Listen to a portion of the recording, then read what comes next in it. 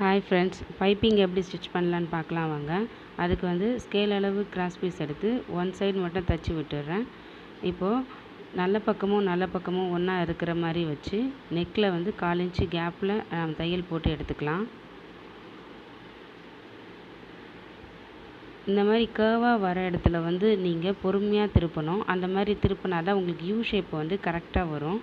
தைச்சி எடுத்துகிட்டு எக்ஸ்ட்ரா இருக்கிற இந்த பிசுறு இருக்குது பார்த்திங்களா, அதெல்லாம் நம்ம வந்து சிசரால் கட் பண்ணி விட்டுடலாம். இந்த மாதிரி கட் பண்ணிவிட்டு நம்ம பைப்பிங் ஸ்டிச் பண்ணும்போது பார்க்குறதுக்கு ரொம்ப நீட்டாக இருக்கும். த்ரெட் பைப்பிங் மாதிரியே இருக்கும். இது வந்து பைப்பிங்கில் வந்து ஒரு ஈஸி மெத்தடு.